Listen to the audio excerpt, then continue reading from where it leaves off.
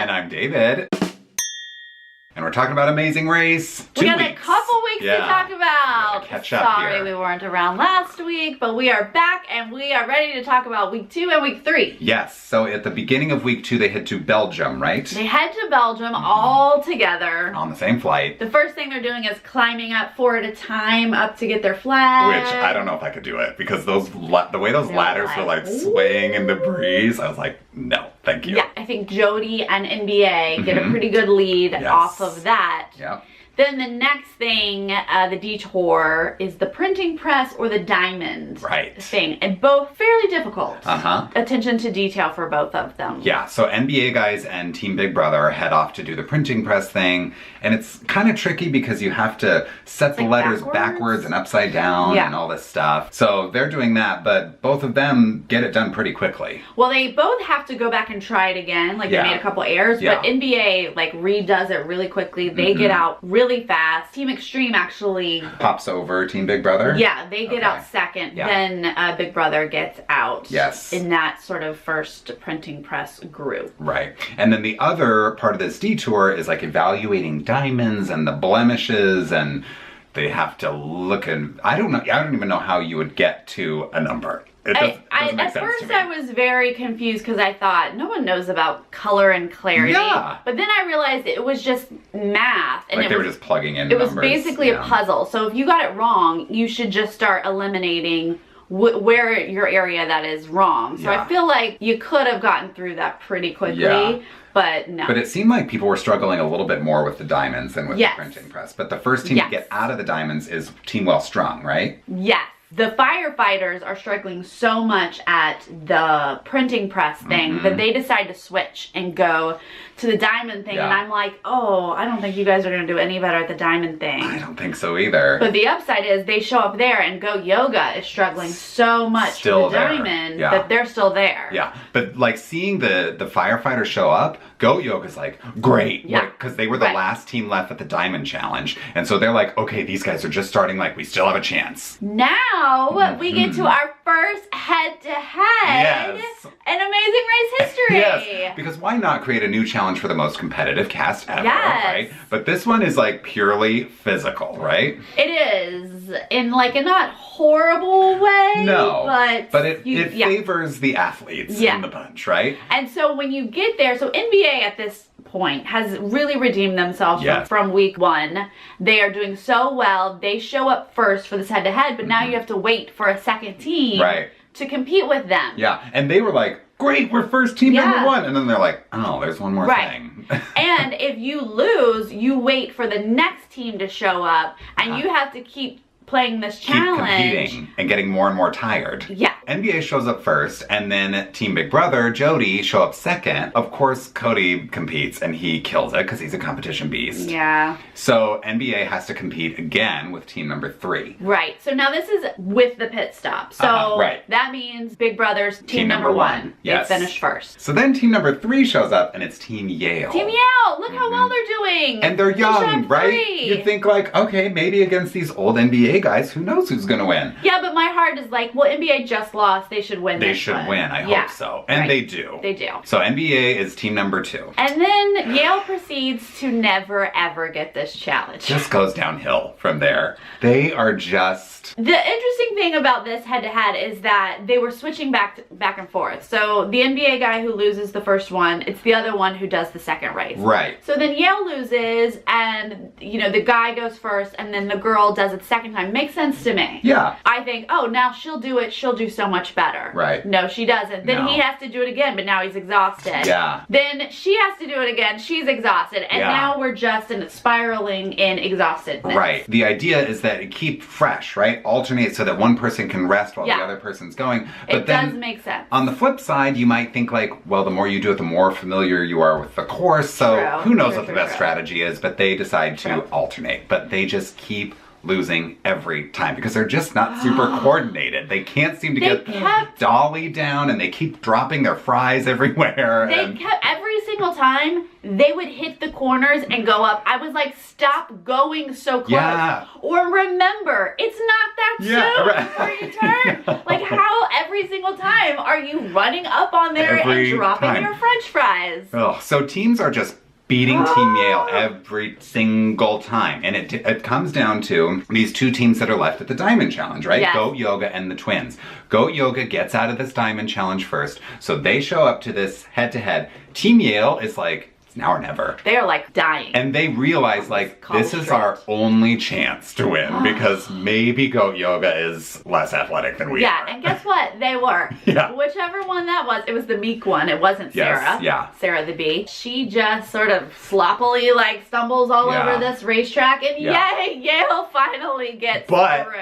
Henry almost loses it again because he eats it face first right at the end of the race against Goat Yoga. I was like, please win. I was like, are you kidding me? Please win. Oh my gosh. So they do. They're team number 8, I think. They come in 8. Yeah. So all of these people have finished. Finally, Yale is 8. And so now we only have one more head-to-head. And this is where I was like, oh shoot, that's it. Like, you know, if you don't win this race, you're gone. You're done. Yeah. You're the last one at the pit stop. So Goat Yoga waits for the twins to arrive, and then the twin firefighters beat them. And interestingly enough, Goat Yoga doesn't switch off. No. They keep the same girl. I guess she thought like, well, you know the course, yeah. and this is the last possible race, so just go for it. Yeah. You know? And it was kind of close. Valid, I don't know. But the firefighters pulled it out, and Goat Yoga had to go home. Yeah. Which, I don't really care. No. I think I was rooting for the firefighters at that point. Yeah.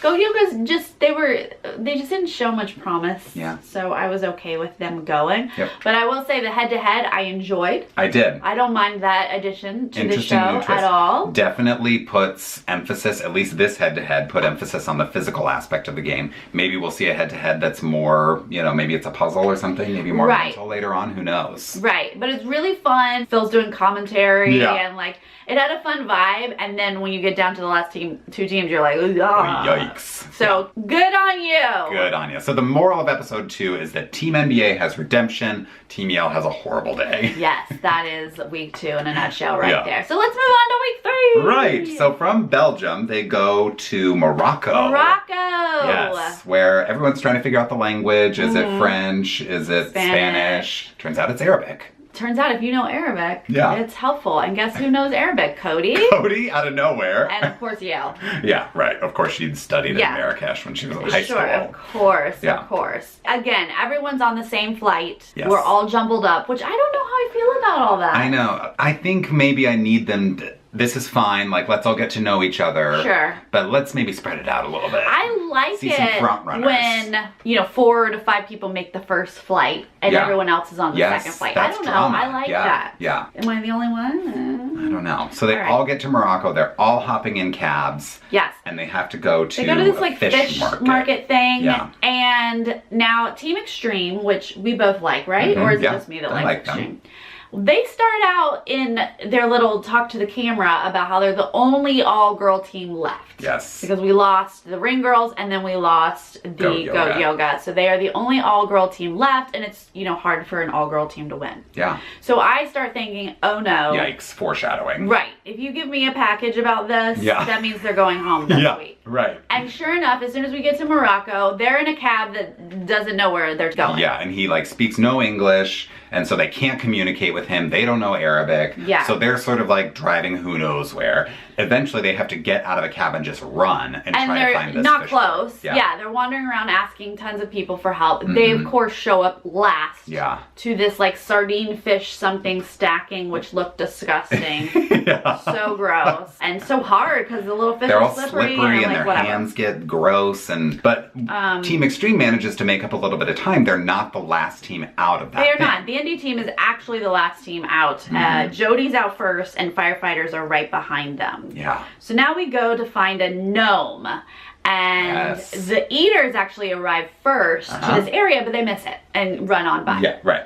Yale is next to find it, and they actually find it. Yes. She has to say like Assalamu alaikum, and then they give them the gnome, and they have to carry the gnome with them for the rest of the leg. Right, and so now it's a roadblock. So one of them has to go on what turns out to be quite a journey through Morocco. Oh my gosh. They don't get to do the zip line, which was a bummer. They just have to send their gnome on the zip line. I'm like, I want to do a zip line. Yeah. The gnome has to go on a zip line, but what an interesting challenge that you have to go find your gnome. Yeah, so you see the top of the building where the gnome is, but you have to go down on the street and look up and figure out which building is my gnome in. That's so hard. Yeah. I really loved that challenge. And then when you find that, you have to go to a second zip line. Yeah. And so like at some point a group comes together and then they get lost. And so NBA, he's all by himself. He actually slips over to the second zip line first before the rest of the group. Yeah, and at this point, everyone is sort of so close together. Yeah. I'm having a hard time keeping track of like who's in first place,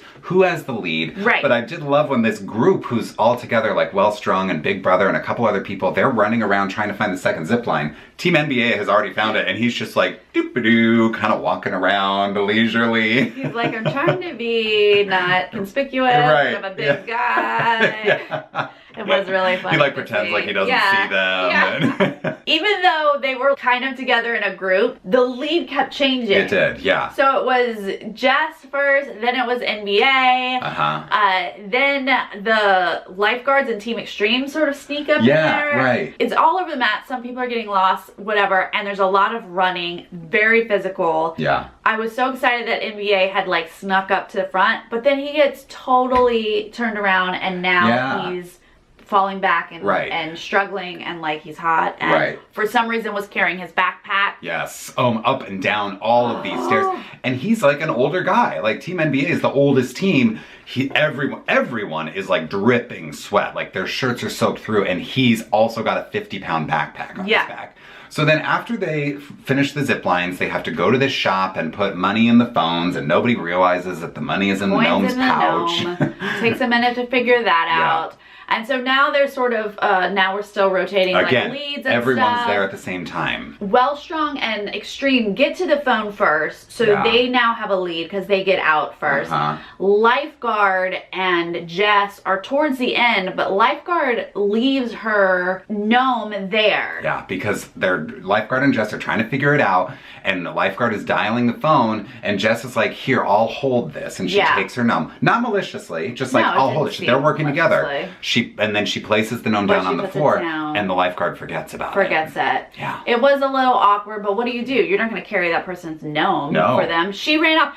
They might have been working together for a minute, but let's not forget Ocean Rescue. She ran off and didn't wait for Jess. She didn't. So she didn't take her gnome. And as soon as she ran off, Jess is the last one left at the phone, and Jess sees that she left her gnome, and Jess is like, honestly, I can't say anything at this point because I know I'm the last team. Behind, and so I just have to hope that she doesn't realize for a while that she forgot her gnome. Yeah, maybe if they were like earlier in the pack, you might have handled it differently, but I don't think so. You're in a race. Leave that gnome behind. Right. All right, so meanwhile, NBA is wandering and he completely passes. We're now trying to find our partner, right? Yes. He passes it and his partner's like, oh, and I thought he was going to shout out at him and then ruin it again where they were going to give them a penalty for the roadblock. No, you could shout. He did shout, and someone else, the eaters, he was like, Joey, and Joey heard him. And went through. So apparently that was okay. Okay, yeah. But, so now NBA's last. So even though she had left her gnome, she has now passed NBA. Yes. NBA's behind. So now they're going on to the Detour. Yeah. It's such a mess of an episode. It's just so many things. It was exhausting to watch. It was. I can't imagine doing it. So they have to go to this detour. One of them is they have to find words on belly dancers and instruments, and that's the clue to the pit stop. And the other one, they have to drag like produce through the streets and deliver it to different vendors. So anyone smart would just say, I just ran through the town. I'm not going to drag something else through town. I'm exhausted. But no. NBA decides, hey, we're exhausted, but let's drag some produce around the streets. Oh my gosh. Well, Yale goes to the belly dancing and they get it first. Yes. So they're heading out first. NBA, of course, is struggling. Indy's pretty far up there. Yeah. Like, they do belly dancing too. I think like the first, again, it was a very close, like, top 4 coming to the mat. They're all on the mat at the same time at the pit stop. It's the Yale, it's IndyCar, it's Well Strung. And Extreme. And Extreme. Those are the top 4. So Yale comes in first. Yeah, and they all did the belly dancer thing. So that, I think, was the easier of the 2. True. So Indy comes in second, Extreme is third, and Well Strung is fourth. Yeah. And they're all on the mat together. Yes. I know lifeguards did the Through the Streets. The produce, yeah. Firefighters did Through the Streets. Yep. And NBA did Through the Streets. Did Through the Jody, Big Brother, did the belly dancers, and they were 5th. Yes, they came in 5th. So then the Eaters came in 6th. They did get lost. I have to tell you. Please tell me. Joey, I don't want to say he's worthless, but the other guy is carrying that team. Joey doesn't know how to do anything, really. No, Joey's dancing with the girls at the belly dancer, not looking for anything. And the guy's like, look for the words. Help me out here. The thing about Joey is he's your typical professional eater. You know, he looks out of shape. Yeah. He struggles just to walk. Yeah. Like, I feel for him physically, but he doesn't have to be, like, not with it. Yeah. His partner is like, let's look at things. Yeah. Let's think about things. Yep. And so they get to the pit stop, and they're literally inside the palace, and they turn around and run away. This doesn't look right, and they start heading down some alley somewhere. That doesn't look right at all. I thought they were going to get completely turned around and end up in last place, but I think they got 6th, right? Right after Team Big Brother. Yes. Now, the firefighters and the lifeguards have sort of pulled up the rear with that running, you know, produce through the NBA town guys, and NBA. So they're our final 3. And for a minute, the editing was like, it's close. Is the NBA gonna get? No, they're way off. So firefighters come in next, then lifeguard.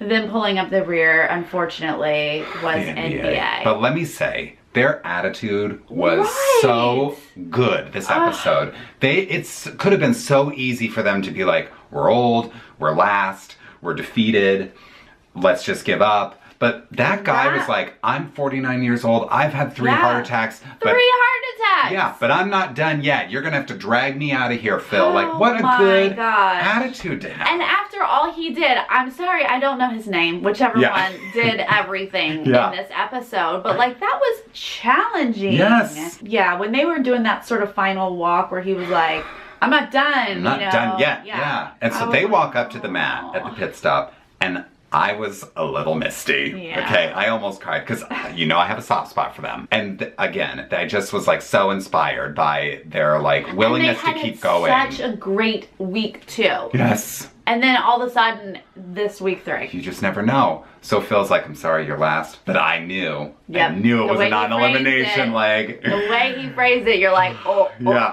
Yep. So they're still in the race. Still in it. Of course, that means something will be more challenging for them next week. But even then, he was like, we're ready. Speed bump, bring it. We're gonna. They do have great attitudes. They really do. I do enjoy that. Yeah. Well, these were good couple episodes.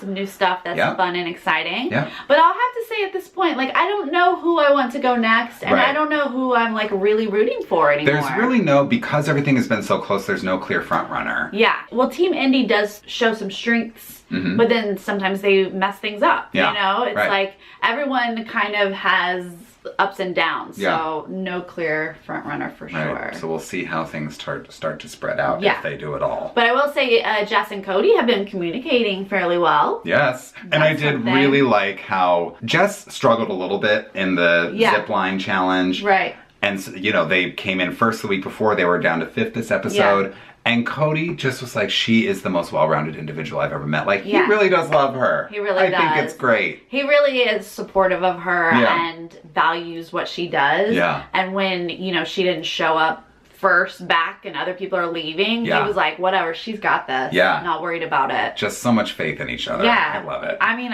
I'd much rather hear that than someone being like, where are you? I know. What's your problem? I know. And the other team, not to drag this on, but the other team who I misjudged were the lifeguards. Oh, right. She was so positive this episode. Even when the gnome thing happened, she was like, you know, Jess took it out of my hands and put it on the floor, but I have to believe that wasn't intentional. Yep. She just really stayed positive too the whole episode. So a lot of positivity episode 3. She was running around and sweating and out of it, and yet then she went and did that dragon produce around, and she's like, all right, be careful, honey, let's go, we got this, I got that. And she was like speaking in Spanish, but like telling herself she's got this. Yeah. That's great. It was great. Yeah. So I'm looking forward to next week. All right, you guys, who are you rooting for? Who do you think's gonna go next? And we'll see you guys next time. Okay, bye. Bye.